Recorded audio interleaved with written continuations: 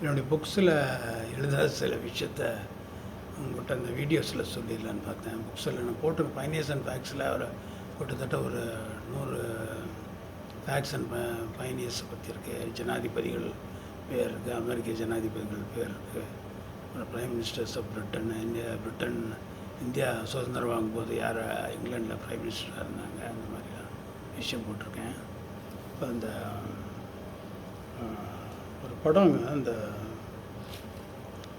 Slumdog மில்லியனர்னு ஒரு படம், இந்தியாவில் ஷூட் பண்ண படம். அது வந்து டேனியல் பாயில்ன்ற ஒரு டைரக்ட் பண்ணியிருக்காரு. அதில் அமிதாப் பச்சன் ஒரு சின்ன வேஷம் பண்ணியிருக்காரு. அதாவது ஒரு சீனில் வந்து ஒரு விபத்து நடக்கும்போது அதை வந்து பார்க்குற மாதிரி ஒரு பண்ணியிருக்காருங்க. அதில் நடித்தவங்கெல்லாம் வந்து புதுமுகங்கள் தான் நிறைய நடிச்சிருக்காங்க. அதில் தேவ் பட்டேல், ஃப்ரீடா பின்டோ, மாதூர் மிட்டல், அனில் கபூர், இர்ஃபான் கான், அன்கூர் விகால், மகேஷ் மஞ்சுரேக்கர் அப்படின்றவங்க நடிச்சிருக்காங்க. அதில் ஃப்ரீடா பின்டோ மட்டும் ஹாலிவுட்டில் கொஞ்சம் பிரபலமாக இந்த வுட்டி ஆலனுடைய அவர் ஒரு பெரிய ஹாலிவுட் டைரக்டர், அதை ஒரு படத்தில் நடிச்சிருக்காருங்க. அந்த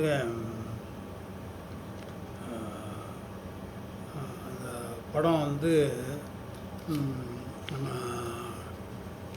இந்தியாவுக்கு முத ஆஸ்கர் வாங்கி தந்த படங்க. நம்ம ஏஆர் ரஹ்மான் மியூசிக் டைரக்டர் இருக்கார் இல்லைங்களா, அவருக்கு முத இது வாங்கி தந்த படங்க. அது வந்து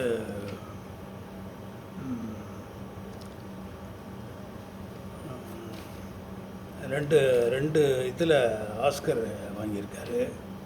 அது ஜெய் ஹோன்னு ஒரு பாட்டுக்கும், அப்புறம் வந்து இன்னொரு பாட்டுக்கும் ஒரு இது கொடுத்துருக்காங்க, ஒரிஜினல் மியூசிக் ஸ்கோர். அதில் வந்து இந்த வேறு என்னெல்லாம் அந்த படத்தை கொடுத்துருக்காங்கன்னா, Oscar for best picture, cinematography, direction, editing, music எல்லாம் கொடுத்துருக்காங்க.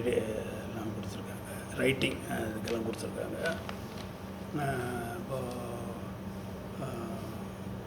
வந்துங்க அந்த ஆஸ்கர் முத 1929ஆம் ஆண்டில் கொடுத்துருக்காங்க. அது 15 நிமிஷம்தான் அந்த விழாவை நடந்தது தான்.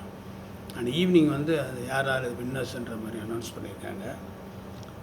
ஃபஸ்ட்டு வந்து ஆட்ரி ஹெப்பர்ன் ஒரு நடிகை, அதில் அவங்க தான் வாங்கியிருக்காங்க.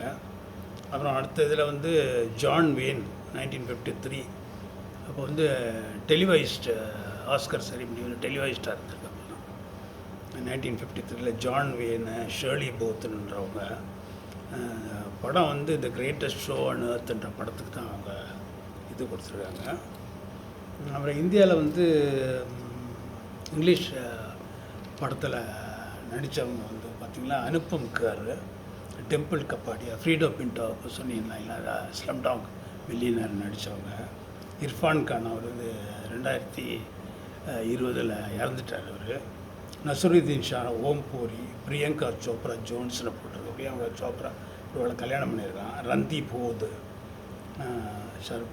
ஷாபனா ஆஸ்மி, அப்புறம் ரஜினிகாந்த் பிளட் ஸ்டோன் ஒரு படத்தில் நடிச்சிருக்காரு. அவர் பேர் இதில் இல்லை, ஆனால் அந்த படத்தில் நடிச்சிருக்காரு. அவர் வந்து இந்த ட்ரெய்லர்லாம் கூட நீங்கள் பார்க்க, பிளட் ஸ்டோன் போட்டிங்கன்னா பார்க்க ஒரு டாக்ஸி டிரைவர் மாதிரி அப்படி வருவாருங்க அவர். அந்த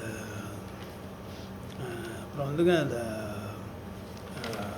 அதே இது வந்துங்க அந்த இங்கிலீஷ் ஆக்டர்ஸ், இந்தியன் ஆக்டர்ஸ் நடித்தது இந்த யூனிவர்சல் பிக்சர்ஸ், ரிச்சர்ட் ஆட்டன்பரோஸ் காந்தின்னு ஒரு, நீங்கள் அந்த இன்டர்நெட்டில் போட்டு பார்த்தீங்கன்னா காந்தின்ற படத்தை, இல்லைன்னா அப்படி காந்தின்னு மட்டும் போட்டால் வரலன்னா ரிச்சர்ட் ஆட்டன்பரோஸ் இல்லைன்னா யூனிவர்சல் பிக்சர்ஸ் காந்தி அப்படின்னு போட்டிங்கன்னா வரும்.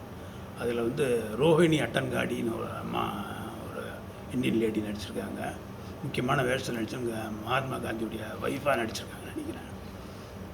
அந்த படம் நிச்சயமாக எல்லோரும் இந்தியன்ஸ் பார்க்க வேண்டிய படங்க. வந்து நல்ல கருத்துக்கள்லாம் சொல்லியிருக்காங்க. இந்தியாவில் நடந்த சில சம்பவங்களெல்லாம் அப்படியே தத்ரூபமாக விவரிச்சிருக்காங்க. இதாங்க நான் மெயினாக உங்கள்கிட்ட சொல்லணும்னு நினச்சது. அப்புறம் வந்து பெஸ்ட் ஆக்டர் மியூசிக் டைரக்டர்ஸ்கிட்ட பற்றி சொல்லும்போது நம்ம இளையராஜா சார் பற்றி சொல்லணுங்க. அவர் வந்து கிட்டத்தட்ட 7000 பாடல்கள் கம்போஸ் பண்ணியிருக்காராம். 1000 படத்துக்கு மியூசிக் போட்டிருக்காராம். அப்புறம் நிறைய ஆயிரக்கணக்கான கான்சர்ட்ஸ், அதாவது இந்த இசை பாடல் இது இருக்கு இல்லைங்களா, அது அதை போட்டிருக்காரு.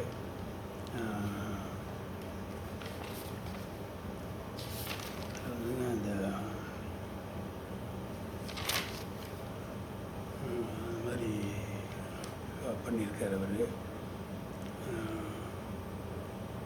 பெஸ்ட்டு